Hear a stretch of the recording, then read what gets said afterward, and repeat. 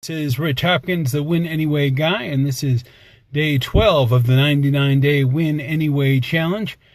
Today I'm back in my car. It's early. I just got out of my workout, and I want to talk about habits, because working out has been a habit for me for pretty much the last 3 to 4 years in varying degrees.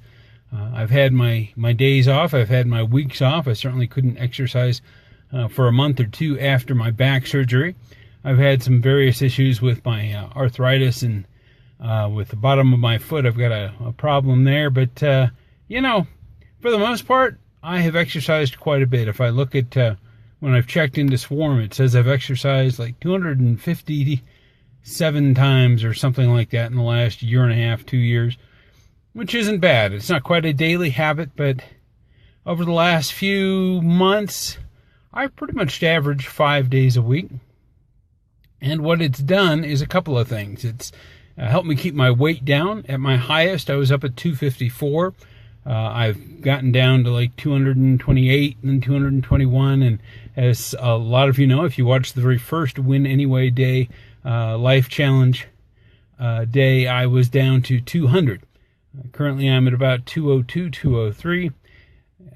So when I'm not on the diet, working out helps at least keep my weight down, keeps me from going way overboard with my obesity, right? So I'm working on that, hoping to continue to force my way down. But the key there is making it a habit. It's become more of a habit. I know I'm going to do it, especially during the school year. I can drop the kids off at school and just go right to the gym. Makes my life easier. I know for some of you it's much more difficult to develop an exercise habit, trying to go early before work or deal with the exhaustion of work and then go work out. There are a lot of different things in our way, but there's always something in our way, right? And exercise isn't the only habit that we need to develop. I mean, certainly not for me.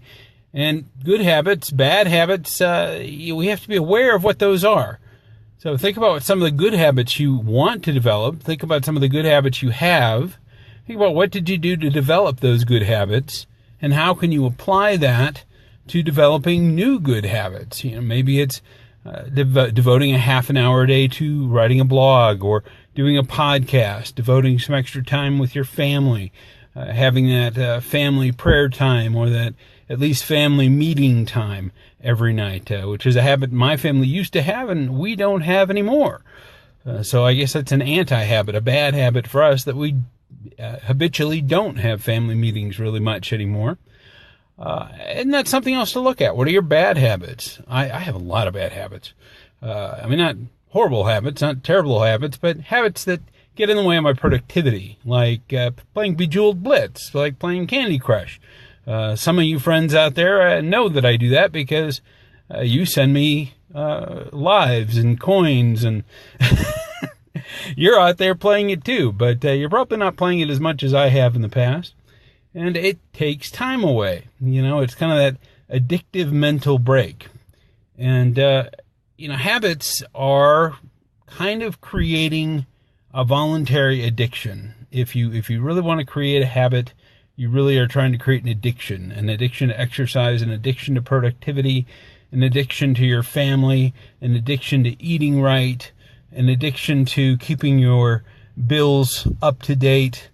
Those types of things that spike your self-esteem, that spike your positive feelings about yourself, your positive physical feelings, so you actually have endorphin release, so that you can look in the mirror and go, yes, I'm doing the things I want to do. So habits can be addicting and they can still be positive, but we also need to take a look at those things that are not so positive, find out a way to break those habits. And I might talk about breaking habits in a future Win Anyway Day moment, but I've droned on long enough, taken enough time away from your day. Go figure out your habits, celebrate the great habits you have, and have a Win Anyway Day. I'll talk to you tomorrow.